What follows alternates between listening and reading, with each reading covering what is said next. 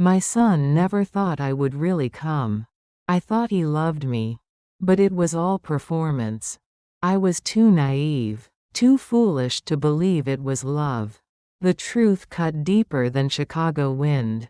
I sat there, silent, finally seeing clearly. If you're watching this, subscribe and let me know where you're watching from. I am Margaret Doyle, 70 years old. I live alone in Vermont. The phone rang on a Tuesday, November 15th, 1 week before Thanksgiving. Daniel's voice came through the receiver. My son, the corporate lawyer in Chicago. His tone was different that day. Warm, almost musical. "Mom," he said, "the kids miss you. It wouldn't feel right without you here." I held the phone against my ear. Listened to those words. Wouldn't feel right without you. When had he last said anything like that? I thought of the other calls. The ones that came when they needed money. When the babysitter canceled. When Claire had to work late at the hospital. Always needing. Never just wanting me. But this call felt different. "The kids miss you," he had said. "Miss me." I walked to my kitchen window after we hung up. November light filtered through bare maple branches. Cold, gray, but something warm had started in my chest. I opened my laptop, searched for flights to Chicago. The prices made me wince. $300, nearly half my monthly pension. But wouldn't feel right without you echoed in my mind. I clicked purchase, typed in my credit card number. Watched my savings account balance drop. The confirmation email arrived immediately. Seat 14A. Departure Thursday morning. I printed the boarding pass. Folded it carefully. Placed it on my kitchen table next to the sugar bowl. For the first time in months, I had somewhere to go. I walked to my bedroom closet. Pushed aside the everyday sweaters. Found the wool scarf I'd bought last Christmas. Navy blue with silver threads. Still had the tags on it. I'd been saving it. For what, I couldn't say. Now I knew. I packed my small suitcase. The one with wheels that Grace had given me 3 birthdays ago. Back when she still remembered my birthday. I folded my best blouse. The cream-colored one that brought out my eyes. Added my church shoes. The ones that pinched but made me feel put together. In went the gifts I'd been collecting. A book about urban gardening for Daniel. He'd mentioned wanting a garden once. 2 years ago. A silk scarf for Claire. Pearl earrings for Grace. I zipped the suitcase. Set it by the front door. That night I couldn't sleep. I lay in bed listening to the house settle. The furnace clicking on. The refrigerator humming. Sounds I knew by heart. Sounds of a life lived alone. But tomorrow I would be with family. Tomorrow I would matter. I got up. Made myself tea. Chamomile with honey. Sat at my kitchen table in my bathrobe. The boarding pass still lay there. Next to the sugar bowl. Next to the salt and pepper shakers Daniel had given me for Mother's Day. Years ago now. I touched the paper. Felt its edges. Its promise. Thursday morning came gray and cold. I dressed carefully. The wool scarf around my neck. My good coat. The one I'd worn to church for 5 years. I called a taxi. Watched through my living room window as it pulled into my driveway. Yellow against the gray morning. The driver was young. Polite. Asked if I was visiting family. Yes, I told him. My son. He nodded. Smiled in the rearview mirror. That's nice, he said. Family's everything. I agreed. Because I wanted to believe it. The airport was chaos. Crowds of people with rolling suitcases. Families hugging goodbye. Children crying. I checked my bag. Got my boarding pass scanned. Found my gate. C12. I memorized it, like I used to memorize call numbers at the library. I sat in the hard plastic chair. Watched planes taxi on the runway. Watched other passengers check their phones. Text their families. Smile at responses. I checked mine. No messages. But that was normal. Daniel was busy. Claire had the hospital. The kids had school. They were probably getting ready. Setting the table. Preparing for my arrival. The thought warmed me, like hot soup on a winter day. I was going home to family. Finally, I was going to belong somewhere again. If you're watching this, subscribe and let me know where you're watching from. The plane landed at O'Hare on time. 2:15 in the afternoon. I followed the crowd down the jet bridge. My small suitcase rolled behind me. Click, click, click on the metal walkway. The airport smelled like coffee and disinfectant. Announcements echoed overhead. Gate changes. Delayed flights. People rushing past me. I found the arrivals area. Families everywhere. Balloons bobbing. Children running into arms. Tears of joy. I stood near the wall. Set my suitcase beside me. Folded my coat over my arm. I checked my phone. No messages. That was fine. Daniel was probably stuck in traffic. Chicago traffic was terrible on Thanksgiving week. Everyone knew that. I watched a young mother scoop up a toddler. The child squealed with delight. Wrapped small arms around her neck. I remembered Daniel at that age. How he used to run to me. How his face would light up when I came home from the library. I checked my phone again. 2:30. A teenager with purple hair embraced an older woman. Grandmother, maybe. The woman's face crumpled with happiness. She kept patting the girl's back. Like she couldn't believe she was real. My phone stayed silent. I sat down in a plastic chair. The kind that makes your back ache.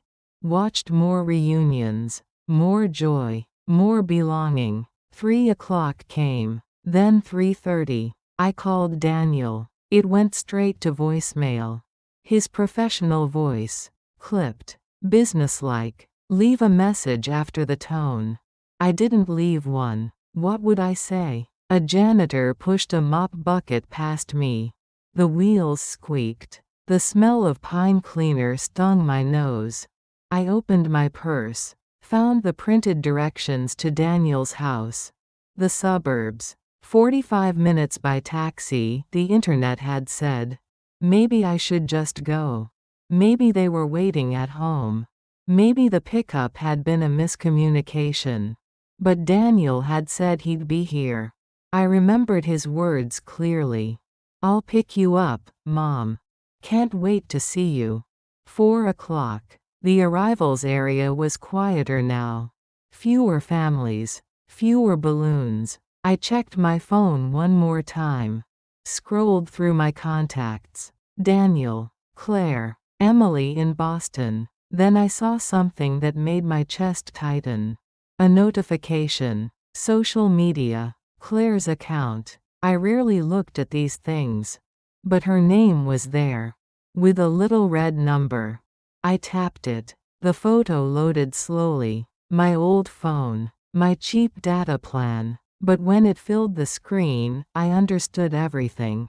Daniel, handsome in a cream sweater. Claire beside him in emerald green. Grace and Aaron, the teenagers. All of them smiling at a dining room table. The table was set for 4. Exactly 4. White plates. Crystal glasses. Candles flickering. A golden turkey in the center. The caption read "Full hearts, full house. Blessed Thanksgiving with my loves." I stared at the screen. Counted the place settings again. 1, 2, 3, 4. No empty chair. No space for me. The photo had been posted 20 minutes ago. I set the phone in my lap. Looked around the arrivals area. A few stragglers now. A businessman checking his watch. A student with a backpack. The fluorescent lights hummed overhead. That sound institutions make. Hospitals, schools, places where you wait. I stood up. My knees protested. 70-year-old knees that had been sitting too long. I picked up my suitcase. The handle was cold in my palm. I walked toward the exit signs. Past the baggage claim. Past the rental car counters. Past the last of the families going home. Outside, the November air cut through my wool scarf. Chicago wind. Sharper than Vermont wind. Meaner. I stood on the sidewalk. Taxis honked. Buses wheezed past. The city moved around me like I wasn't there. Which, I realized, I wasn't. I had never been invited. Not really. The truth hit me like cold Chicago wind. His invitation had been polite. Nothing more. He'd never expected me to come. Never wanted me to come. The warm words on the phone. The kids miss you. It wouldn't feel right without you. All politeness. All empty courtesy. Standing on that sidewalk, with the photo burned into my mind, I finally understood. I pulled my coat tighter. The wool scarf felt thin against the wind. There was a hotel shuttle loading nearby. Airport Inn, the sign read. $39 a night. I walked toward it. My suitcase rolled behind me. Click, click, click on the concrete. The driver was an older man. Kind eyes. He loaded my bag without questions. The hotel was exactly what you'd expect. Beige carpet. Floral bedspreads. The smell of industrial air freshener. But it was warm. And it was mine. I sat on the bed. Took off my good shoes. The ones that pinched. My phone buzzed. Daniel's name on the screen. I let it ring. Then I did something I hadn't done in years. I turned off the phone completely. The silence was immediate. Complete. And for the first time that day, I could breathe. I woke at 6 the next morning. Friday. The day after Thanksgiving. The hotel room was dim. Heavy curtains blocked most of the light. But I could hear the city waking up. Traffic humming. Horns honking. Life moving forward. I'd slept in my clothes. The cream blouse was wrinkled now. My good slacks had creases in all the wrong places. I didn't care. I showered in the small bathroom. Used the tiny bottles of shampoo. The thin towels. Everything smelled like industrial soap. It smelled like independence. I dressed in yesterday's clothes. Looked at myself in the mirror. 70 years old. Gray hair that needed combing. Eyes that looked different somehow. Clearer maybe. Like fog had lifted. My phone sat on the nightstand. Still turned off. Still silent. I left it there. The hotel lobby smelled like burnt coffee and carpet cleaner. A few business travelers sat with their laptops. Checking emails. Making calls. Being needed somewhere. I wasn't needed anywhere. For the first time in decades, that felt like freedom. Outside, Chicago was cold and gray. November sky the color of old dishwater. Wind that cut through my wool coat. I walked without direction. Past shops with their gates still down. Past bus stops, where people waited with their hands shoved deep in pockets. The city was different from Vermont. Louder, harder, but honest in its indifference. Vermont pretended to care. Chicago didn't bother. I liked that. 3 blocks from the hotel, I found it. Sam's Diner. Red neon sign flickering in the gray morning. The kind of place that's been there forever. The door chimed when I pushed it open. Bell on a string. Old-fashioned, like the library used to have. Inside, it was warm. The smell hit me immediately. Bacon grease. Coffee. Cinnamon. The smell of comfort food made without apology. A young woman looked up from behind the counter. College age. Tired eyes but a genuine smile. "Happy Thanksgiving," she said. "Though I guess it's the day after now." She had dark circles under her eyes. Probably worked all night. Probably had student loans. Probably knew what it meant to be alone on holidays. I took a booth by the window. Vinyl seats with duct tape over the tiers. A laminated menu sticky with years of use. The waitress brought coffee without being asked. The cup was thick, white ceramic, chipped at the rim. The coffee was strong, real coffee, not the flavored stuff Daniel and Claire served. I ordered pie, pumpkin, because it was still almost Thanksgiving. Because I could. When it came, it was perfect. Real whipped cream, not the stuff from a can. Crust that someone had rolled by hand. I ate slowly. Each bite was mine. No one to share with. No one to please. No one asking if I was finished. Just me and the pie and the gray Chicago morning. The waitress refilled my coffee. Asked if I needed anything else. Her voice was kind. Not polite kind. Real kind. The kind that costs nothing but means everything.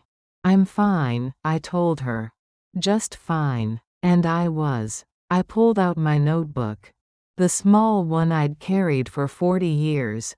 First as a librarian, then just as myself. The pages were filled with grocery lists. Phone numbers. Things to remember. I turned to a clean page.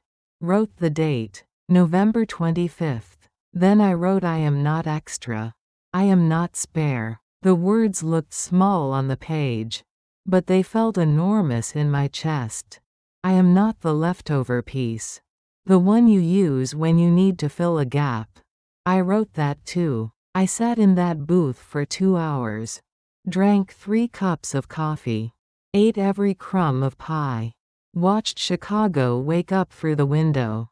People hurried past. Bundled in coats. Heads down against the wind. Everyone going somewhere. Everyone needed by someone. Or maybe not. Maybe they were like me. Moving forward because that's what you do. Because stillness means giving up. The waitress came by again. Asked if I wanted anything else. I shook my head. Asked for the check. $4.50. For pie and coffee and kindness from a stranger. I left $10 on the table. The girl needed it more than I did. Outside, the wind had picked up. November in Chicago doesn't forgive. But I walked back to the hotel with steady steps. In the lobby, I asked about extending my stay. The clerk was helpful. Polite. Didn't ask questions about why a 70-year-old woman was spending Thanksgiving weekend alone in an airport hotel. 2 more nights, I told him. Maybe 3. He handed me a new key card. Room 247. Same floor. Different view. I rode the elevator up. Listened to the mechanical hum. The ding at each floor. In my new room, I finally turned on my phone. 17 missed calls. All from Daniel. 6 voicemails. 12 text messages. I deleted them all without reading them. Without listening. Then I did something that surprised me. I called Emily. Daniel's daughter from his first marriage. The nursing student in Boston. The one who still sent birthday cards. Still called just to talk. Still said I love you at the end of conversations. She answered on the second ring. Her voice was warm. Surprised. Happy. "Grandma Margaret," she said. "Happy Thanksgiving. How was Chicago?" I looked out my hotel window. At the gray city. At the life I was building one decision at a time. Different than expected, I told her. But good. Really good. We talked for 20 minutes. About her classes. Her patients. Her small apartment with the cat she'd rescued. She asked if I was okay. Really okay. The way young people do when they sense something has shifted. I'm finding out, I told her. I'm finding out what okay means.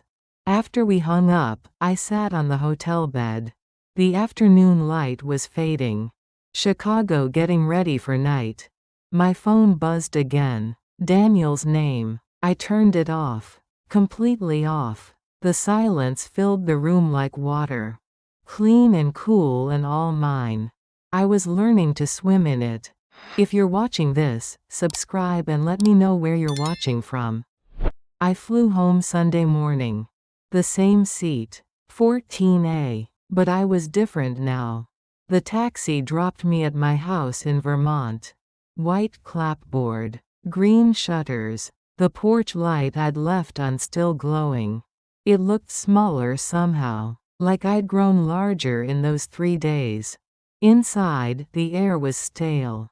The heat turned down. The silence I'd lived with for years. But now the silence felt like space. Room to breathe. Room to think. I made tea. Earl Grey with honey. Sat at my kitchen table. The same table where I'd folded that boarding pass 4 days ago. The woman who'd folded that pass felt like a stranger now. After my tea, I did something I'd been avoiding for months. I went to the basement. The filing box sat on my old desk. Cardboard corners softened by years. Handle reinforced with packing tape. I'd been meaning to organize it. Sort through decades of papers. But it felt too much like closing chapters. Now it felt like opening them. I carried the box upstairs. Set it on my kitchen table. Opened the lid. The smell hit me first. Old paper. Dust. The past made tangible. Inside were folders. Dozens of them. Each one labeled in my careful librarian handwriting. Car insurance. House repairs. Medical bills. And then the one that made my chest tight. Daniel, expenses. I opened it. The folder was thick. Stuffed full. Papers dating back 30 years. Tuition receipts from law school. $43,000. I'd taken out a second mortgage. Car payments. When his Honda died in his final year. $312 a month for 4 years. Rent checks. When he couldn't make ends meet starting out. 6 months of rent. Chicago wasn't cheap. Wedding expenses. His first wedding. To Sarah, Emily's mother. I'd paid for the flowers. The photographer. The reception hall. Then the divorce lawyer. When that marriage fell apart. $2,500. Because Daniel couldn't afford it and Sarah wouldn't pay. More receipts. The second wedding to Claire. Smaller this time, but still expensive. Still my money. Emergency loans. Car repairs. Medical bills when Claire's insurance wouldn't cover something. Grace's orthodontist. Aaron's summer camp. Private school tuition when the public schools weren't good enough. Page after page. Receipt after receipt. 43 years of saying yes. Of being the safety net. Of never being paid back. Not once. I added it up on my old calculator. The kind with the paper tape. Numbers that wouldn't lie. $117,000. Over 4 decades. My pension. My savings. My retirement security. Funneled to a son who saw me as a bank. Not a mother. A bank. I set the folder aside. Opened another one. Emily, letters and cards. This folder was thinner, but warmer somehow. Even the paper felt different. Birthday cards she'd made as a child. Construction paper flowers. Crayon rainbows. Stick figure drawings of the two of us holding hands. Letters from college. Handwritten. Not emails. Actual paper and ink. Telling me about her classes. Her friends. Her dreams of becoming a nurse. Thank you notes for small gifts. A book. A sweater. A $20 bill tucked in a birthday card. Each note was genuine, grateful, full of love that asked for nothing in return. I held them against my chest. These pieces of real affection. Real family. Then I did what I should have done years ago. I called my bank. The automated system tried to route me to customer service. But I pressed 0 until a human answered. A young man. Polite. Professional. He pulled up my account. Mrs. Doyle, he said when he saw the automatic transfers. You've been sending quite a lot to Chicago. $800 a month. Every month. For the past 5 years. Daniel had convinced me it was temporary. Just until Claire got her promotion. Just until the kids were older. Just until their finances stabilized. Just until never came. I want to cancel the automatic transfers, I told the young man. All of them. Are you sure, Mrs. Doyle? He sounded concerned. That's a significant change. I'm sure, I said. Cancel them today. What about the power of attorney? He asked. We have a Daniel Doyle authorized on your account. Cancel that too, I said. Remove his access completely. The young man was quiet for a moment. Processing. Or maybe judging. I didn't care. I'll need you to come in to sign some forms, he said finally. For your protection. I'll be there tomorrow, I told him. After I hung up, I sat in my kitchen. The folders spread across my table like evidence. Proof of a life lived for others. At my own expense. My notebook lay beside them. Still open to yesterday's page. Still showing my words. I am not extra. I am not spare. I picked up my pen. Wrote something new. I am not a bank. I am not a service. I am Margaret Doyle. I am enough. Outside, November light was fading. Gray sky turning darker. Winter coming to Vermont. But inside my kitchen, something was warming. Something that had been cold for too long. I was coming back to myself. One decision at a time. The phone rang. Daniel's number on the caller ID. I let it ring. Again and again and again. Until it stopped. Then I made myself dinner. Soup from a can. Crackers from a sleeve. Simple food for a simple evening. But it tasted like freedom. The first meal I'd eaten in years that wasn't seasoned with guilt. The next morning, I drove to the bank. The same brick building where I'd opened my first account 40 years ago. The young man from the phone was waiting. Professional. Careful. He spread the forms across his desk like a roadmap to independence. I signed each one. Deliberately. My signature strong and steady. The automatic transfers stopped immediately. Daniel's access revoked permanently. My money finally mine alone. It took 20 minutes to undo 40 years of financial surrender. When I walked out, the winter air felt different. Cleaner somehow. Like I could finally breathe. She came on a Wednesday. 2 weeks after Chicago. 2 weeks after I'd stopped answering calls. I was in my garden. What was left of it in December. Cutting back the dried hydrangeas. Preparing the beds for winter. The work felt good. My hands in soil. Even frozen soil. Something real under my fingernails. I heard the car first. Engine purring. Not the rough idle of local cars. Something expensive. Something that announced itself. Claire's silver BMW pulled into my driveway. License plate still showing Illinois. She hadn't been here long enough to change it. I kept working. Kept my back to the driveway. Let her come to me. Her heels clicked on the flagstone path. Sharp little sounds. Like a metronome counting down to something. She cleared her throat behind me. The way hospital administrators do.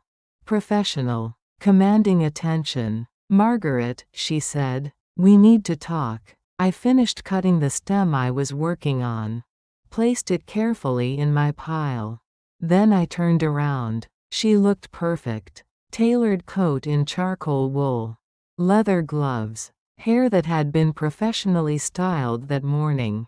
Everything about her said money. Status. Control. But her eyes were different. Nervous maybe. Or calculating. Hard to tell. We've been worried sick, she said. Daniel's beside himself. The kids keep asking where Grandma went. I brushed dirt off my garden gloves. Didn't say anything. Let her fill the silence. She shifted on her heels. The flagstones weren't made for shoes like hers. There was obviously some confusion about Thanksgiving, she continued. A miscommunication. These things happen with busy families. I picked up my pruning shears. Cleaned them with a rag. Still didn't speak. The silence was making her uncomfortable.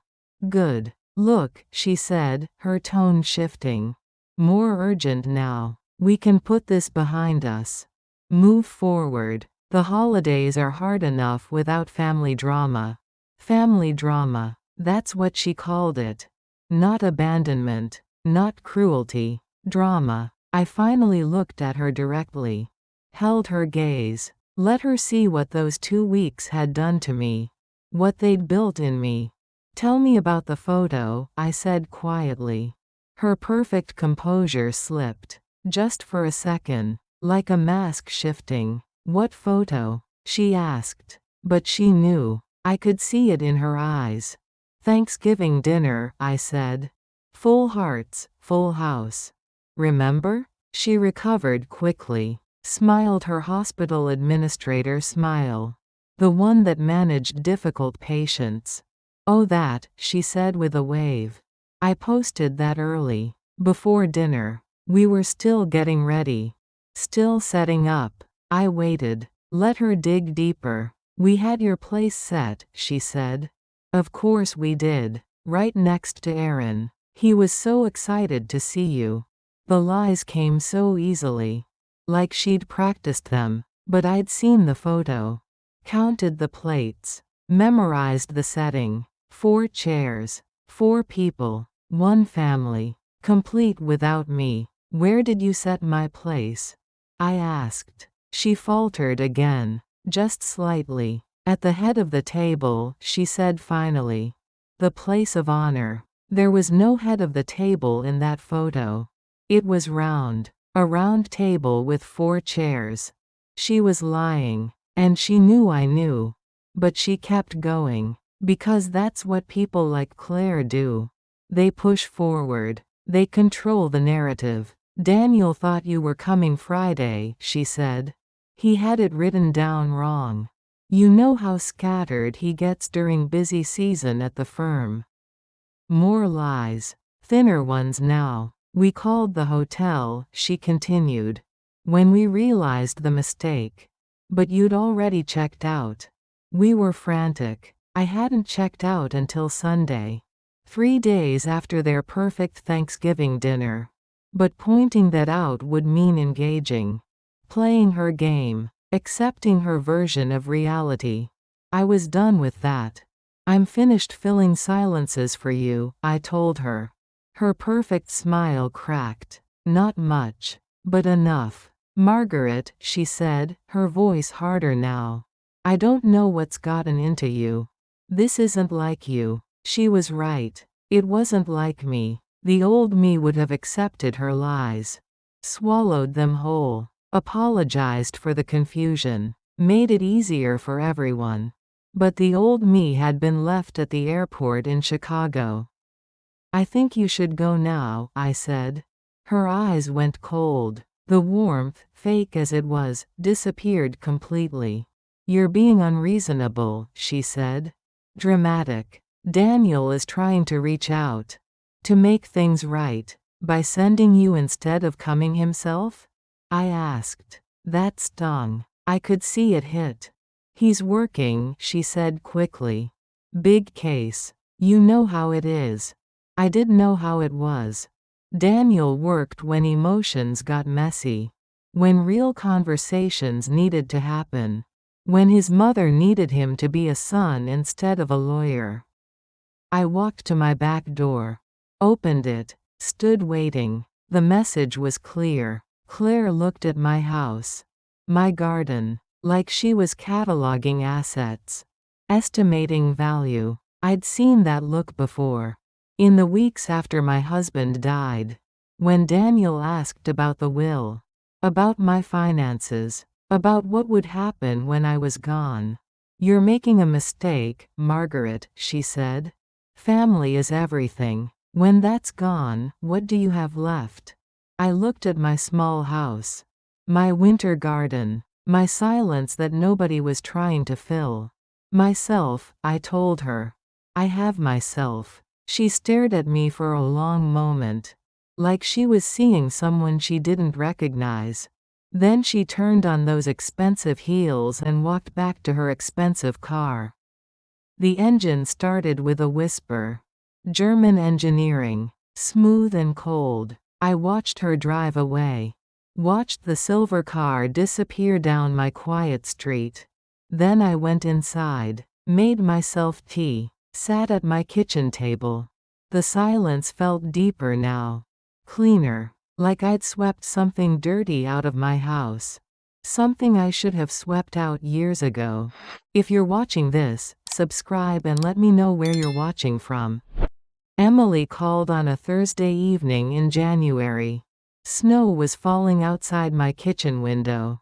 Fat flakes that caught the porch light. Grandma Margaret, she said, and I could hear the smile in her voice. How are you holding up in all that Vermont snow?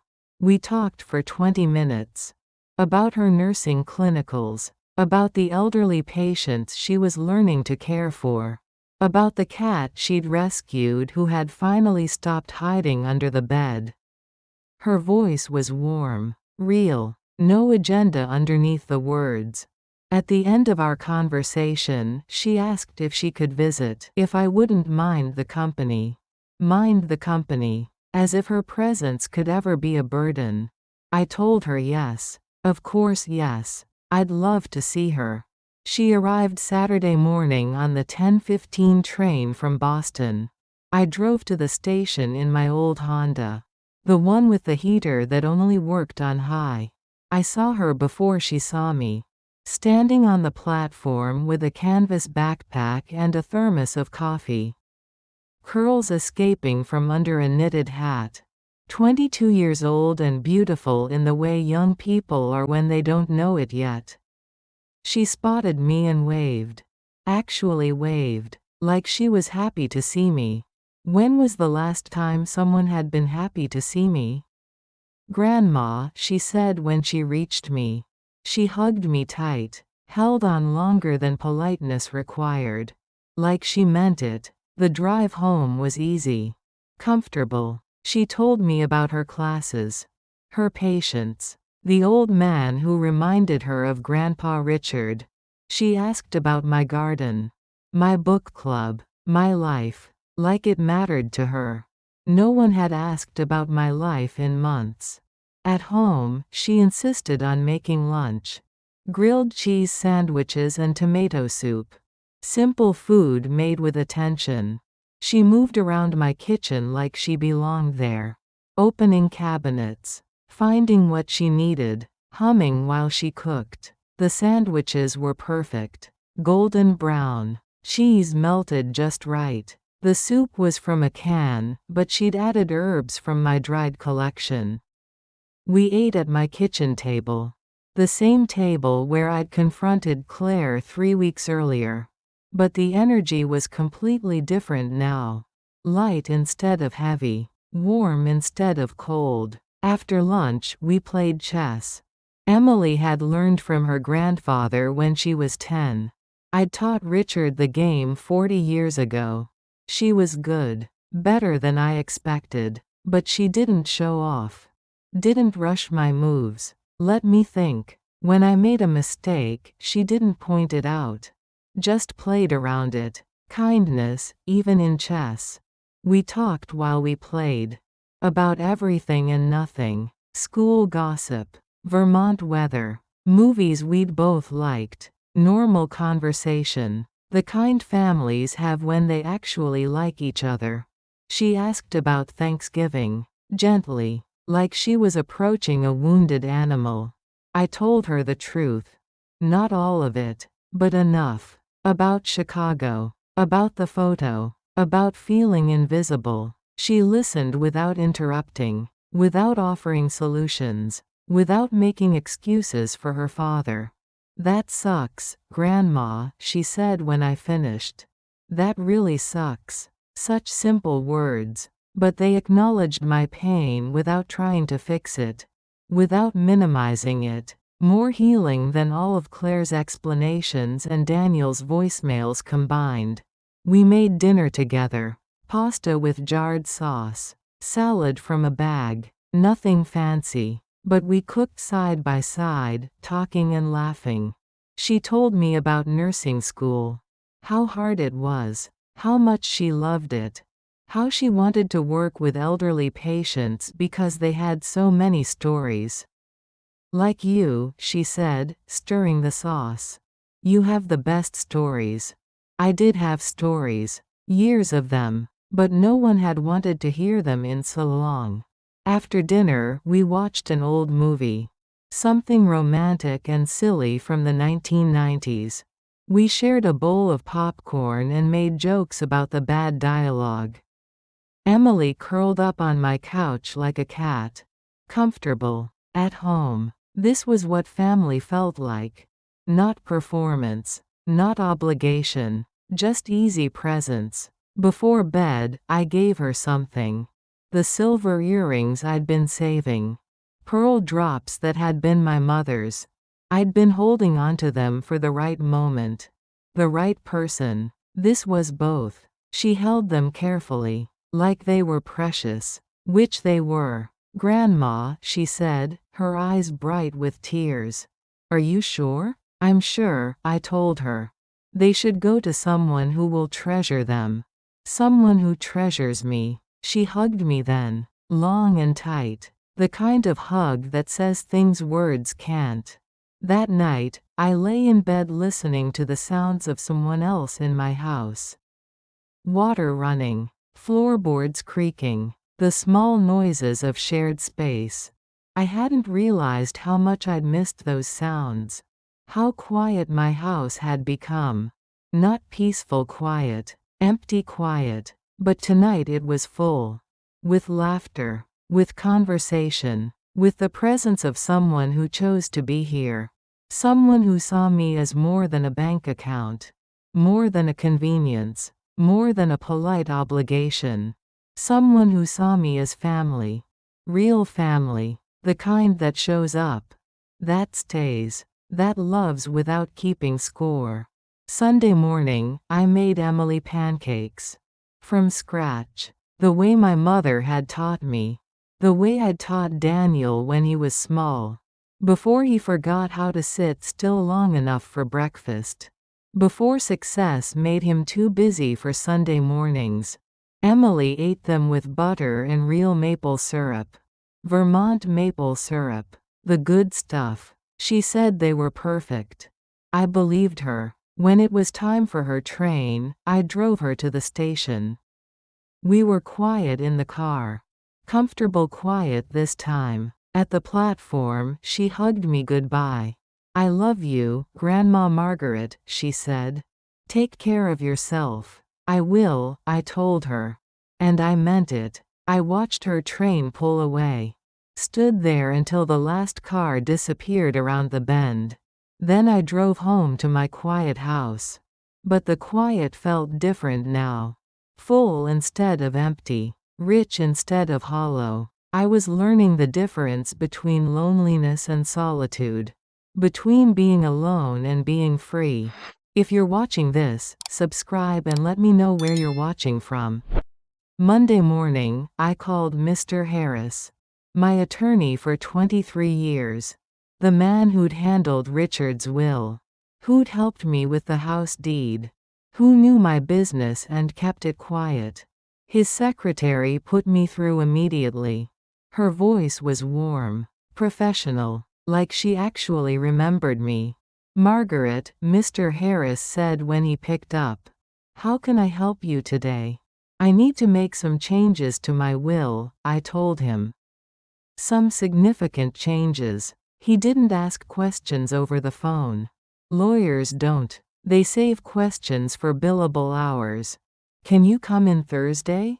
He asked. 2 o'clock? I'll be there, I said. Thursday came gray and cold. February in Vermont. The kind of day that makes you grateful for heated buildings. Mr. Harris' office smelled like leather and old books. Like reliability. Like decisions that would last. He was in his 60s now. Gray at the temples. Reading glasses perched on his nose. Still sharp. Still trustworthy. I sat across from his mahogany desk. The same chair I'd sat in when Richard died. When everything felt uncertain. Now everything felt clear. I want to set up a trust, I told him. With Emily as the sole beneficiary. Emily, he said, checking his notes. Daniel's daughter from his first marriage? That's right, I said. She's in nursing school in Boston. He made notes on a legal pad. His handwriting still careful, precise. What about Daniel? He asked gently. Your son? I was quiet for a moment. How do you explain 40 years of disappointment in a sentence? Daniel has had his inheritance already, I said finally. While I'm alive. Mr. Harris nodded. He'd seen family dynamics before. The good and the ugly. We spent an hour going through details. Trust documents. Asset transfers. Instructions that couldn't be misunderstood. The house would go to Emily. The savings account. The small investment portfolio Richard had left me. Not a fortune, but enough to help a young woman start her career. Buy a house someday. Feel secure. Everything Daniel had taken for granted, Emily would receive as a gift. Mr. Harris explained the process. The paperwork. The timeline. How the trust would protect Emily from anyone who might contest it. Including her father. I signed documents with steady hands. My signature looked strong on the legal papers. Decisive. This is what taking control feels like, I thought. This is what power looks like when you use it for love. When we finished, Mr. Harris walked me to the door. A courtesy he didn't show all his clients. Margaret, he said as I put on my coat. I think you're doing the right thing. Coming from a man who'd seen 50 years of family disputes, that meant something. I drove home through flurries. The first real snow of February. Fat flakes that stuck to my windshield between wiper sweeps. At home, I made coffee. Sat at my kitchen table. Looked at the copies of the trust documents. Legal language, but underneath it, love made concrete. That evening, Emily called. Our weekly conversation. The bright spot in my Thursday nights. She told me about her clinical rotation. The elderly patients she was caring for. How she was learning that listening was often better medicine than anything in a bottle. Smart girl. She understood things her father never would. Before we hung up, I told her about the trust. Not the details. Just the outline. Grandma, she said, her voice thick with emotion. Are you sure? That's so much. You're my family, Emily, I told her. Real family. This is what family does. She cried a little. Happy tears. Grateful tears. The kind that come from being seen. Being chosen. We talked for another hour. About her dreams. Her plans. The clinic she wanted to work at someday. The elderly patients who reminded her of me. After we hung up, I sat in my kitchen. The trust documents still spread across my table. Outside, the snow was falling harder, covering my garden, my driveway, the world in clean white. I thought about Daniel, about the calls I still didn't answer, about the voicemails I deleted without listening. He would be angry when he found out. About the trust, about the money he'd been counting on.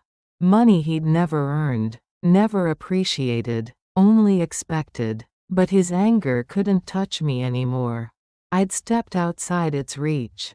I gathered the papers, put them in a folder, filed them carefully in my desk drawer. Then I did something new. Something I'd been thinking about since Emily's visit. I went to my closet, found the box of Christmas lights I hadn't used since Richard died. Red and green bulbs, some burned out, others still bright. I strung them along my front porch railing, plugged them in, watched them twinkle against the falling snow. The house looked festive, welcoming, like someone lived here who cared about beauty, like someone lived here who mattered. My phone rang, Daniel's number on the caller ID. I let it ring, let it go to voicemail. Then I made myself dinner.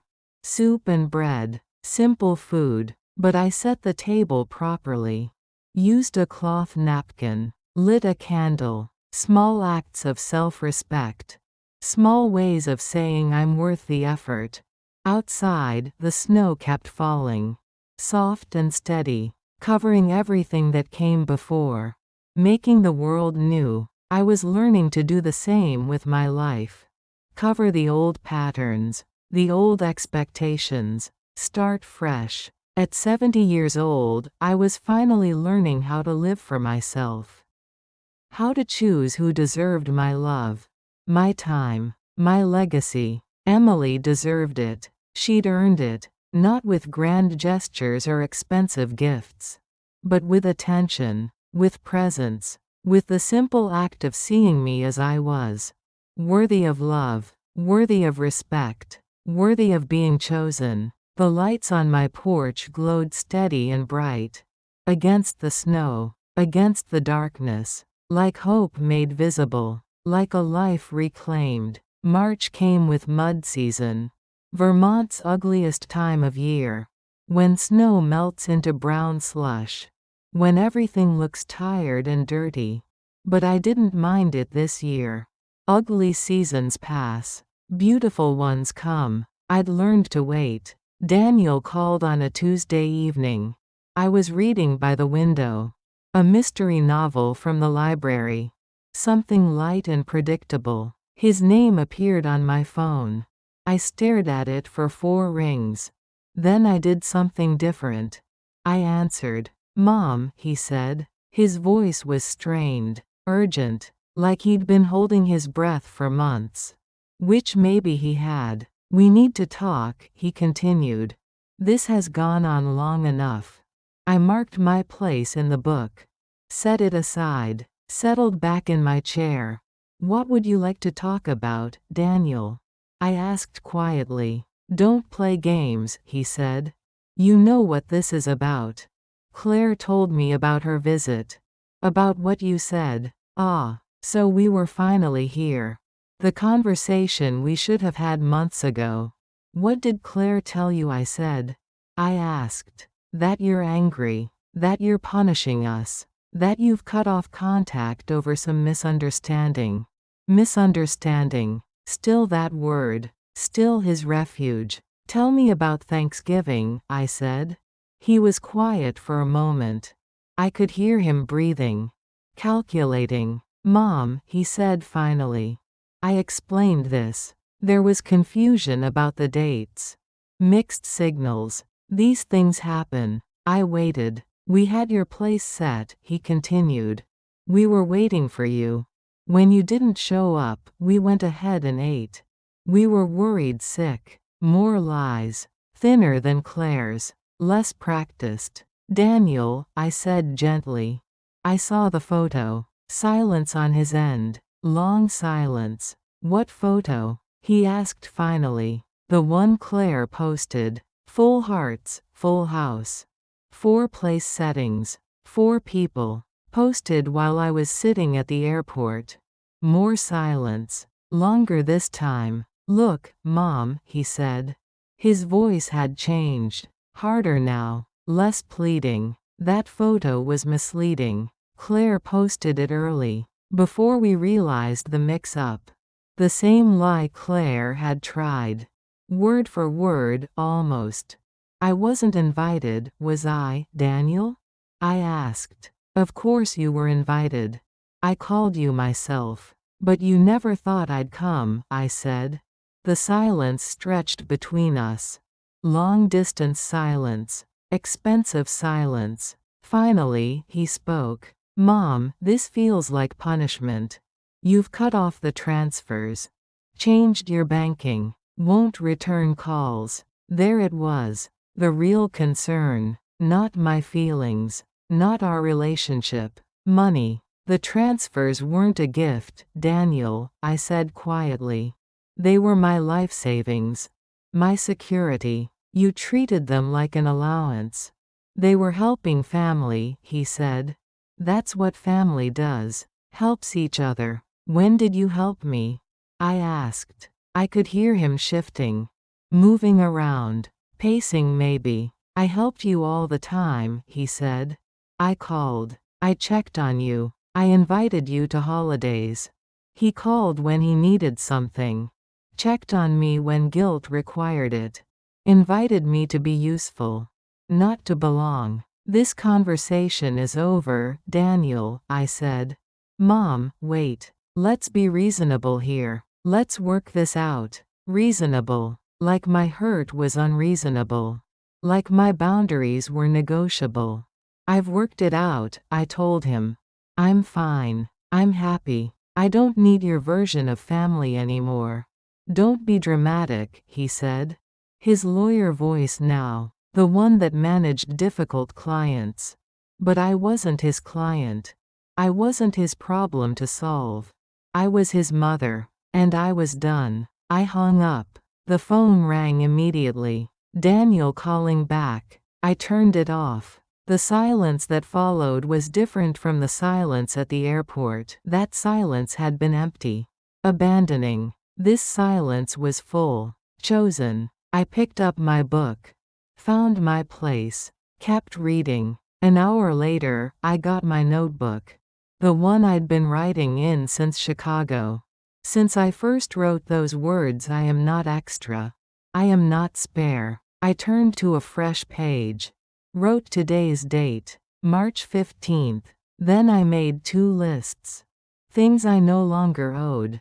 Explanations for existing. Apologies for having needs. Gratitude for scraps of attention. Second chances for people who waste first ones. My money to ungrateful children.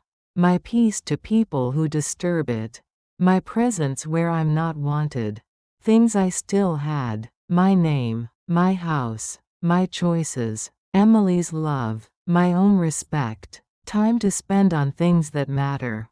A life that belongs to me. I tore the page out carefully. Took it to my kitchen. Opened the cabinet above the sink. Inside, taped to the door where only I could see it, I stuck my private vow. A reminder of who I was now. What I would and wouldn't accept. Later, I made dinner. Pasta with sauce from a jar. Salad from a bag. Nothing special. But I set the table properly. Used my good plates. The ones I'd been saving for company that never came. I was the company now. I was worth the good plates.